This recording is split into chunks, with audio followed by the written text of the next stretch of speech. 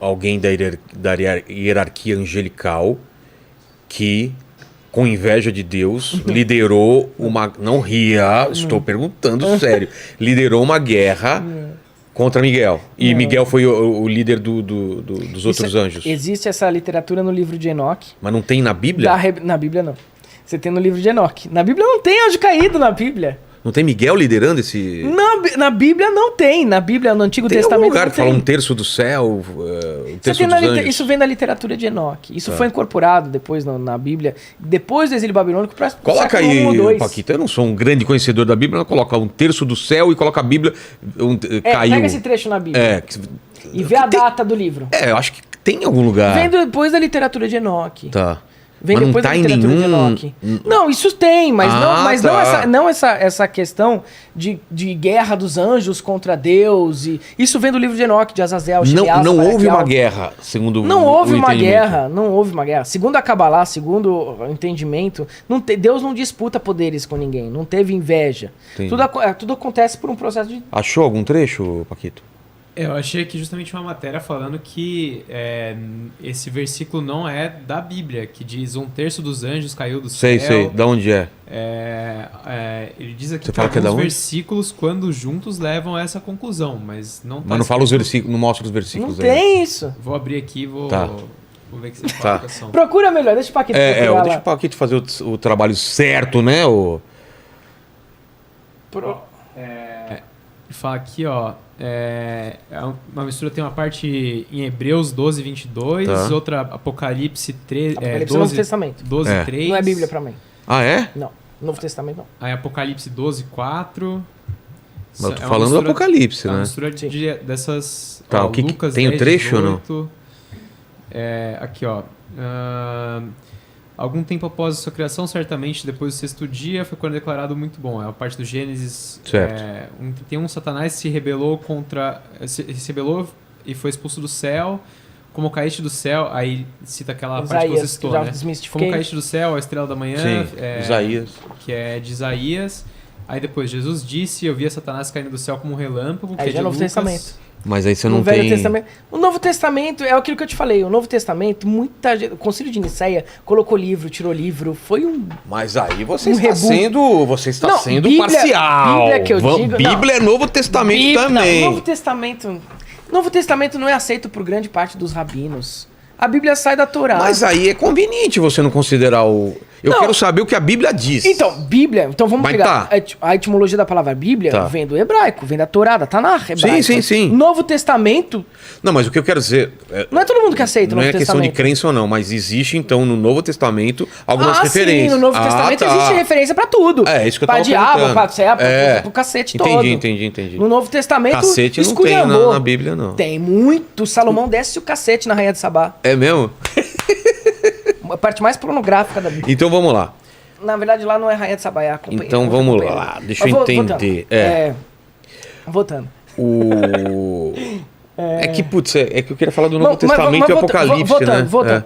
Mas aí que tá. A parte do Novo Testamento, que é o Apocalipse, ele tá todo em linguagem cabalística. O pastor não conhece. O pastor fala da linguagem literal. Porque é aquilo que eu te falo, a Bíblia, o Novo Testamento, ele não é um livro para todos. Claro. Nunca foi. É um livro preservado para os cabalistas, para essa tradição mishnaica da Torá, essa tradição oral. A Bíblia, durante muito tempo, ela não é nem escrita. No primeiro período da monarquia, não tinha escritos. Era oral? Ela era tudo oral. Tá. E aí, esse livro de Apocalipse, por isso que ninguém entende nada, cada um fala uma coisa. Um fala que o 666 é Nero. Sim, é tudo metafórico. Um fala que o 666 é Nero. O outro fala que o 666 é o anticristo que vai surgir da França. A figura do anticristo. O outro fala que... Então, não. O que é a figura do anticristo? É todo mundo que não concorda com o sistema deles. Vai ser anticristo. Todo mundo me chama de anticristo. Mas você acha que não vai ter uma guerra final entre o bem e o mal? Não tem bem e mal, Vilela. A humanidade vai passar por ciclos de evolução.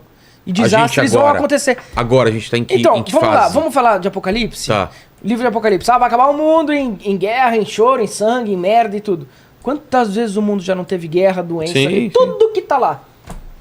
Né? As primeiras epidemias, por exemplo, que eram muito mais avassaladoras. Tem estudiosos que acham que o Apocalipse está se referindo ao Império Romano, outros que a uma coisa que ainda vai vir. Exatamente, cada um faz uma interpretação. Sabe por quê? Porque a verdadeira interpretação do livro de Apocalipse, João, quando escreve na Ilha de Patmos, ele era um cabalista.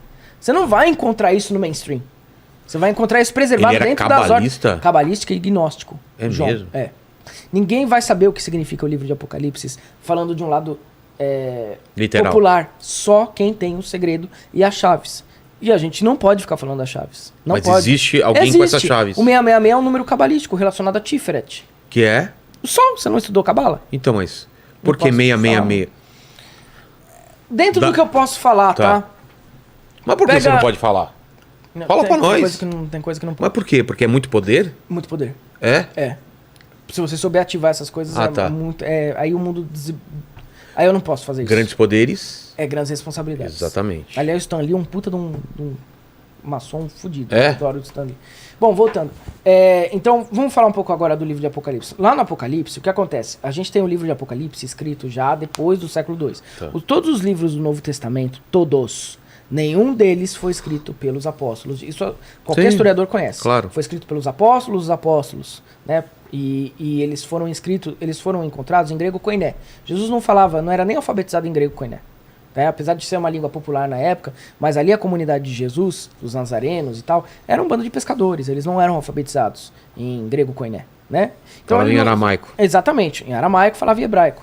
E mesmo assim o hebraico da época também não tinha vogais, sabia disso? É. O hebraico não tinha vogais, o patar, o kamatz, o shivá, essas letras, essas vogais elas foram inventadas depois para dar uma semântica, enfim.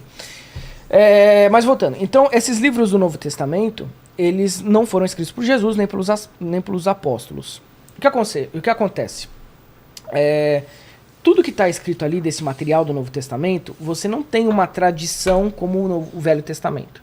Então, no Velho Testamento, você tem aquilo na Torá que não se podia mudar um patar, não podia se mudar uma letrinha, um nada da Torá. A Torá ela é preservada. O Novo Testamento, o que acontece? Existiam vários concílios e conselhos da época.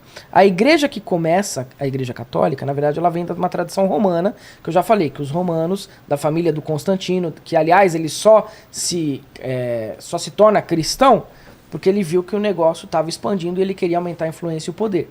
Então ele começa com esse papo de que virou cristão. Isso é uma grande mentira. Uma grande mentira. Constantino sempre foi pagão. O começo da igreja católica, não estou dizendo que Jesus não existiu, tá? Não estou dizendo que Jesus histórico não existiu. Estou dizendo que ele não ocupa esse papel que o Novo Testamento explora. Então vamos lá.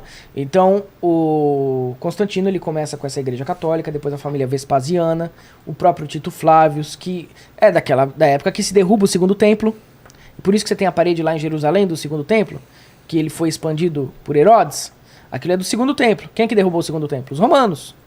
Né? Lembra que eu falei? Sim. Então os romanos derrubam o segundo templo, pegam o menorá, pegam os livros sagrados, acaba com aquilo, destrói tudo. Tanto que você tem, acho que é no Arco do Triunfo, quando eu fui em Paris, acho que foi no Arco do Triunfo, ou foi em outro arco. Que você tem a alegoria dos romanos derrubando o segundo templo, levando tudo embora. Tem, se o Paquito puxar Dá uma olhada aí, consegue Paquito. ver eles levando o menorá, assim, os caras entravam, destruíam, pegavam as coisas e sem peso na Saqueavam consciência. e tudo Foram eles que começaram a igreja católica. Família do Vespasiano, os mesmos que derrubaram o segundo templo. Segundo Flávio Josefo, historiador da época. E aí depois da queda do segundo templo, vira-se uma salada russa. Os primeiros romanos começam os primeiros rituais da igreja católica. E aí o que acontece? Para eles se afirmarem, eles começam a perseguir todos os cristãos da época. Então não foram todos os cristãos que foram perseguidos. Quem foram perseguidos foram os cristãos das margens ali do principal rio que trazia esses ensinamentos, que eram perto da biblioteca de Nag Hammadi, que eram os cristãos gnósticos e os cabalistas, os essênios. Esses foram perseguidos. Agora, quem se convertia naquela cristandade católica dos primeiros romanos não foi perseguido. E ali você já tem uma manipulação total. Porque o que acontece? Nessa época, o Império Romano estava tendo muito problema com a rebeldia dos judeus. Eram muito rebeldes. Porque eles não aceitavam a idolatria que eles queriam pregar. Né? Então a própria reforma do templo, pelo Herodes, deixou os judeus mais ressabiados. Porque ao mesmo tempo que ele amplia o templo de Salomão, já é o segundo templo, que o primeiro foi destruído, ele também coloca vários bustos de imperadores romanos ali, os judeus não gostavam, começaram a ficar muito revoltados. Teve muita revolta nessa época. E os romanos, para controlar essa revolta, eles criam todo um lado arquetípico da religião, e aí sim é que vem a Igreja Católica Ortodoxa Romana, no começo da Igreja Católica. O verdadeiro Cristo, eles tiraram de lugar, tiraram de cena. Porque o verdadeiro Cristo era muito revolucionário, tinha muitas ideias à sua frente. Não valia a pena incorporar nessas tradições. Valia a pena o quê? Um Cristo amansado, um Cristo dócil, para ocupar o papel de Messias. Olha, não briguem, olha, vamos conversar, porque... E aí coloca uma série de narrativas que não fazia parte daquele Jesus como descrito nos livros apócrifos, por exemplo. E como é que acontece isso? Durante o ano 325, no Concílio de Nicéia, o imperador da época, ele já tinha dado algumas leis de tolerância religiosa, mas ele resolve fazer o concílio para acabar com as disparidades do cristianismo. Então, primeiro, o começo do cristianismo, você tem cristianismo setiano, gnóstico, o cristianismo lá dos essênios, você tem cada um falando uma coisa de cristianismo. Cada um falando uma coisa. E aí, então, o imperador romano chega lá assim, não, vamos falar o que é e o que não é cristianismo. Eu tô querendo. Aí, existia uma rincha, inclusive, entre o bispo Alexandre de Alexandria e o bispo Arius. E cada um falava uma coisa. Um falava que Jesus era consubstancial ao Pai, da mesma energia do Pai, portanto ele era Deus. E outros dizem que não, que Jesus era a criação de Deus, então ele não era o Pai, não era Deus, ele não existia a consubstancialidade. Jesus não era da mesma energia ou matéria que Deus, né? Isso quem fala é o bispo Arius lá. E ele era rival de bispo Alexandre de Alexandria e o bispo Atanásio de Alexandria.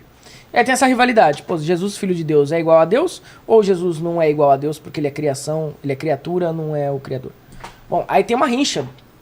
E aí o imperador da época até manda uma carta para tentar arrumar um negócio. Fala assim, gente, vamos conversar. Não adianta. Começa essa disparidade dentro do cristianismo. Então convoca-se líderes do cristianismo de vários locais. Não foi só de Roma. Veio gente dali da região da Palestina, de Israel, de Egito, de tudo quanto foi lugar onde tinha o cristianismo. Porque o cristianismo ele se espalha. Juntou-se todo mundo no Concílio de Nicéia. E ali o imperador, ele resolveu colocar livros na Bíblia, no cânon bíblico, e outros ele resolve tirar. Eu tenho um calhamaço de livro assim, ó, de livro apócrifo, que são encontrados em Nag Hammadi, da mesma época e datados do mesmo período dos livros do Novo Testamento, dos mesmos. Então você tem o P52, P27, todos os livros do Novo Testamento são datados aí do 1º e 2º século. Os livros de Nag Hammadi, que encontraram na biblioteca de Nag Hammadi, em um vaso de barro, são datados da mesma época, por testes não de carbono 14, mas de outros testes e elementos químicos lá dos laboratórios, são datados da mesma época. Por que não está na Bíblia? Porque não interessou. Então a visão que eles criaram de Jesus é uma visão completamente distorcida e antifuncional. Porque serviu para quê? Para controlar aquelas massas de judeus que estavam insurgentes na época do Império Romano. E aí você tem um Cristo amansado, tem um Cristo paz e amor, tem um Cristo que fala que você tem que fazer isso, isso e isso. Aquela cagação de regra toda. Isso acontece no Concílio de Nicéia. Ali idealiza-se o que é ou não o cristianismo, os rituais, o que fazer, o que não fazer, os pecados, as noções de pecados, o que é certo, o que é errado. Por exemplo, para os livros apócrifos, o Jesus do apócrifo de João é totalmente diferente do livro do canon bíblico do Novo Testamento. Então como é que eu vou confiar em Novo Testamento? São livros extremamente adulterados. Aí chega ainda por cima, além de serem estruturados na sua raiz, chega depois o São Jerônimo lá, o péssimo tradutor, e traduz, por exemplo, elementos porcos lá da Bíblia do grego para a Septuaginta, da Bíblia hebraica para a Septuaginta. Os hebreus já tinham traduzido errado, vem o São Jerônimo e traduz mais elementos errados. Então assim, no Novo Testamento você tem uma série de livros extremamente mal traduzidos, extremamente mal organizados, não dá para ter historicidade de nada ali, muita coisa não está comprovada. Tem uma série de livros que foram tirados, qualquer hora eu te trago os livros apócrifos, a gente fala só sobre eles. Muita coisa não foi colocada no cânon bíblico, eles colocaram o que eles quiseram. Aí tem os primeiros padres da Igreja Católica com uma série de simbologia de mitologia pagã, falando que era cristianismo, o templo, que nem eu te falei, né, o chapéu do Mitra Papal, templo de Dagon, e tem o menorá, que vira outra coisa, é uma salada mista. Algumas igrejas da época usavam um menorá por conta do Antigo Testamento, outras já usam um menorá de 5 braços, aí a Igreja Católica decide romper com o menorá, aí usam o Graal, que é um símbolo antigo de paganismo, simbolizando a energia feminina, o útero feminino da criação, as deusas. O Graal simboliza o útero